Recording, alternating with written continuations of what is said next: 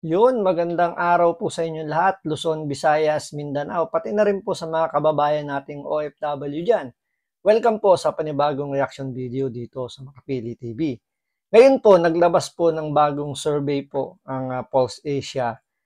Ito isinabay nila sa unang araw ng pagpapile ng mga Certificate of Candidacy.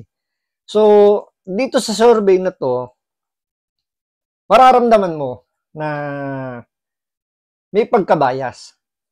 Alam niyo, sa totoo lang, hindi ako, pagdating sa national election, hindi ako masyadong naniniwala sa survey. Kasi, ilan lang ba yung ano dyan? Ito lang naman, personal kong opinion. Ilan lang ba yung kanilang tinatanong pagdating sa survey na yan? 1,000, 2,000 katao. Tapos yung 2,000 na katao na yun ba yung mag-represent na sa buong Pilipinas? Di ba? Napakahirap namang sabihin mo sa 2,000 na katao na yan. Let's say, lagay mo si NCR.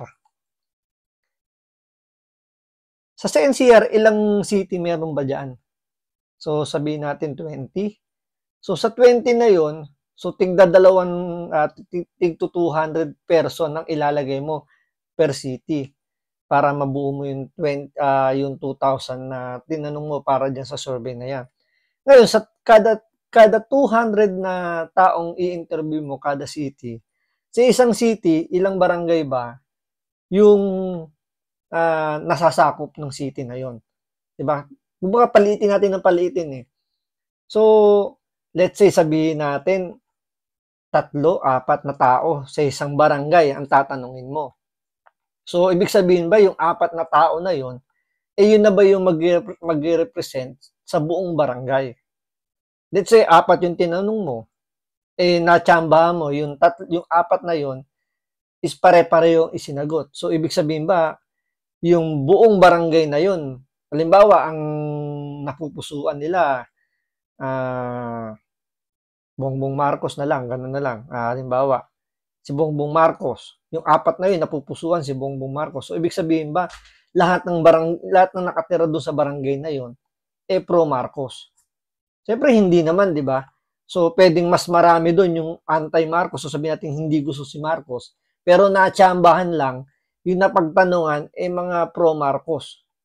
So, kaya ang hirap paniwalaan ng survey. Kasi, tingnan mo, doon na lang tayo muna sa barangay uli. 4 lang yung natanong doon sa isang barangay. Sa isang barangay, ilang ba ang botante? Diba? Minsan, umaabot ng 5,000? Sabihin natin 4,000. So, ibig sabihin, yung isang tao na yun is i-represent niya 1,000. Sa 1,000 na yun, pare-parehas sila ng gusto. Siyempre, hindi, di ba?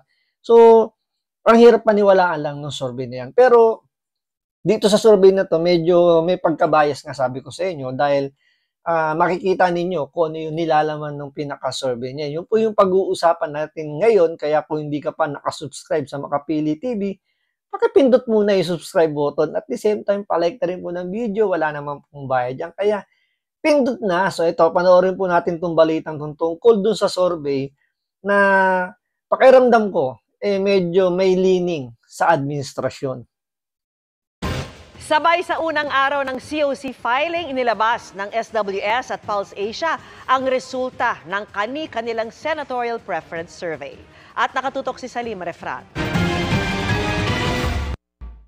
Sa survey ng SWS na kinomisyon ng grupong Strat-based Group, 13 pangalan ang may chance na makapasok sa Magic 12. Kasama rito sina Congressman Erwin Tulfo, dating Senate President Tito Soto, Senador Pia Cayetano, dating Pangulong Rodrigo Duterte at Senator Amy Marcos. Dating Senador Panfilo Lacson, Senador Bong Revilla, Representative Camille Villar, Makati Mayor Abigail Binay, Senador Lito Lapid, dating Senador Manny Pacquiao, Senador Bato de la Rosa at Senador Bongo. Sa commission survey na isinagawa. So doon pa lang sa unang nilabas na survey, kung makikita nyo ron, majority administration slate ang nakapasok. Tanging si Pangulong Duterte lang ang hindi. Isipin nyo ultimong si Lito Lapid na never nyo narinig na nagsalita. Siguro, narinig naman isang beses tungkol sa issue ng Pogo para lang linisin yung pangalan niya. Pero never na humawak ng komite sa sa mga or sumama sa mga hearing para alam niyo yun mag-imbestiga para magkaroon ng PNAW legislation naman lagi nilang sinasabi. Never natin nakita si Lito Lapid na umupo sa mga committee hearing na nag-facilitate. Pumunta lang siya para isang beses pumunta lang sa hearing para lang linisin yung pangalan niya. So, hindi natin siya madalas nakikita sa Senado. Mas madalas pa natin nakikita siya dun sa Batang Quiapo. Pero still, nakapasok pa rin siya sa Magic 12 ng survey. Ayan even si si Abigail Binay, si Mayor Binay ng Makati, nakapasok. Si Camille Villar, yung anak ni ng mga Villar, ni Cynthia Villar, tsaka ni pangalan nito. Basta yun, yung asawa ni Cynthia Villar. Si Manny Villar, yun. Is nandyan din. So, doon pa lang medyo, medyo parang ayos tong survey na to na parang talagang ang leaning nandun kagad sa sa administration. Maaga pa lang talagang pumupondo na kagad sila.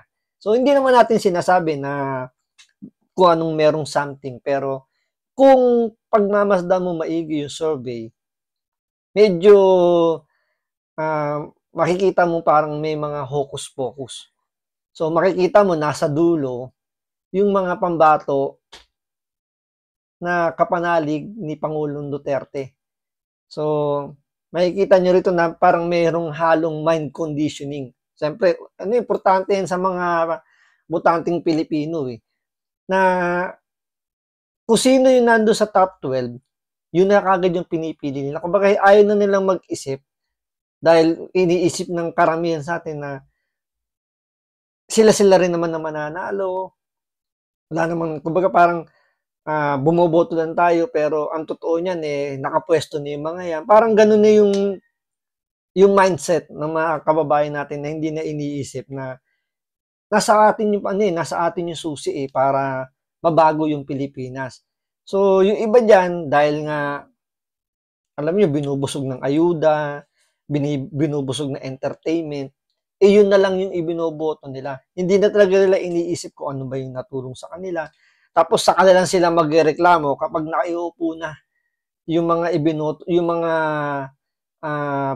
sabihin nating ibinibigay ng survey para sa kanila. Saka lang sila magreklamo kapag tapos na yung botohan. Rosa at Senador Bongo. Sa commission survey na isinagawa mula September 14 hanggang 23 ngayong taon, nagpakita ng listahan ng pangalan ng mga politiko, artista at iba pang personalidad.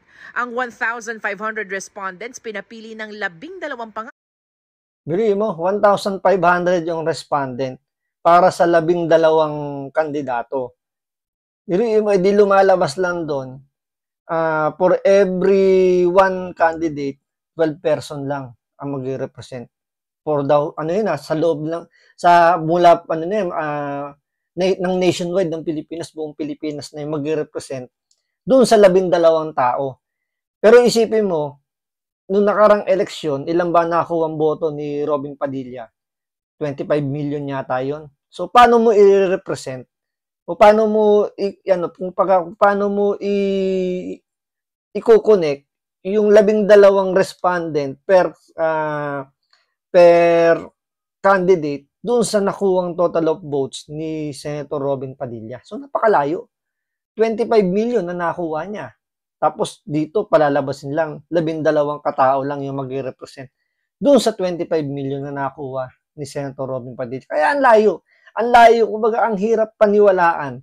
Pero siyempre, hindi natin alam kung paano talaga tumatakbo yung survey na to. Kahit na anong paliwanag nila rito Kumbaga, ang ginagamit natin dito, sariling logic natin. Hindi natin, kumbaga, hindi naman natin sinisiraan yung survey. Pero, siyempre, paano pinag-iisipan din naman natin yan. Lahat naman tayo nag-iisip. Lahat naman tayo nagtatanong na paano nangyari na yung 1,500 1,500 or 1,200 na respondent, iyon na yung magre-represent ng itatakbo ng botohan natin sa eleksyon. Di ba? Mula sa listahan. Ang survey ay may margin of error na plus or minus 3%. Base naman sa non-commissioned survey ng Pulse Asia, 13 pangalan din ang may tsansa umanong makakuha ng isa sa 12 Senate seat. Kasama rito sina Congressman Erwin Tulfo, mamamahayag na si Ben Tulfo, dating Senate President Tito Soto, Senadora Pia Cayetano, Senador Bongo, dating Pangulong Rodrigo Duterte, Makati Mayor Abby Binay, Senador Bong Revilla Jr., dating Senador Ping Lacson, dating Senador Manny Pacquiao, Senadora Amy Marcos, Senador Bato de la Rosa at Senador Lito Lapid. Ang survey ay isinagawa mula September 6 hanggang 13, 2024. Dito pinapili ang mga sinurvey ng 12 pangalan mula sa listahan ng 74 na personalidad. Kabilang dito ang ilang dati at kasalukuyang senador at kongresista, opisyal ng gobyerno, lokal na pamahalaan, artista at ilan pang personalidad. Nasa 2,400 na katao ang sinurvey at may margin of error na plus minus 2%. Para sa GMA Integrated News, Salima Refra. So yun lang naman, ang hirap lang tanggapin na paano i-represent ng 1,500 na respondent yung total numbers of voters ng Pilipinas. I think nasa tayo 61 million registered voters po yung posibleng bumoto. So yung sa 60 million na yun kasi hindi naman yun talaga totally lahat boboto. Meron diyan kasi mga hindi pa na-update, mga patay na. Yung iba talagang hindi makakaboto dahil nga nasa probinsya, tapos kumbaga sa iba sila nakarehistro, hindi makakapunta doon para bumoto dahil siyempre kung malayo, sayang nga naman kung absent pa sila. Yung iba naman mga OFW na hindi naman makaboto rin pagdating sa ibang bansa dahil siyempre yung conflict sa schedule o kung anong mang reason nila. So hindi talaga nabubuo yung 60 million. Pero ang ibig ko lang sabihin dito, paano mong i-represent yung 1,500 na respondent doon sa 60 million na registered voter?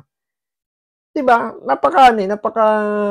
Ang hirap lang, kahit na ano pang ipaliwanag dito ng mga survey company to, hindi ko talaga, hindi lang naman siguro ako nagtatanong tungkol dyan, na paano nila na i-connect yung ganong klaseng,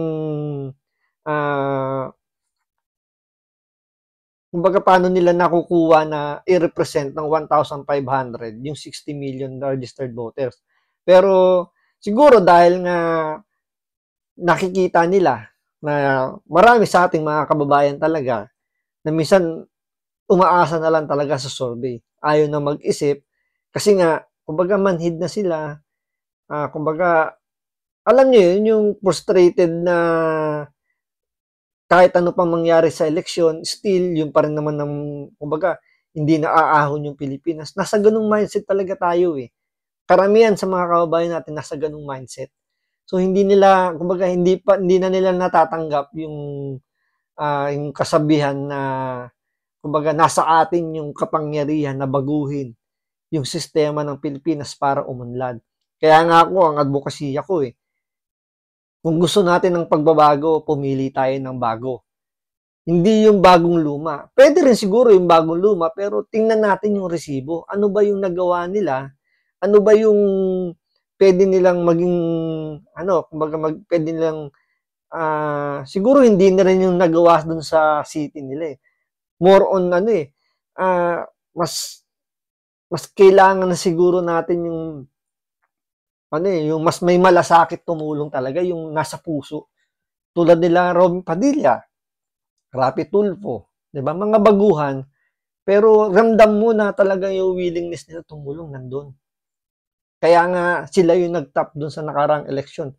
So sana ganito rin yung gawin natin. Pumili tayo ng mga bagong politiko na hindi man siguro mga bago, pero I mean tingnan din natin yung puso nila, talagang may willingness na tumulong, na iangat yung kabuhayan o iangat yung bansa natin mula sa kahirapan. Tandaan po natin, nasa atin po yung kapangyarihan ngayon na mabago natin ang sistema ng gobyerno dahil sa eleksyon. So, hanggang dito na lang po muna. Maraming salamat sa panonood. Ingat po kayo lagi. God bless.